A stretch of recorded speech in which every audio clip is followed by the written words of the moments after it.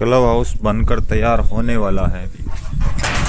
ये देखो पूरी क्लेडिंग लगाई है। देखो आपको क्या पत्थर दिख रहा होगा, लेकिन पत्थर नहीं है, टाइल है। ये पत्थर जैसा लुक आ रहा पूरा सैंडस्टोन का।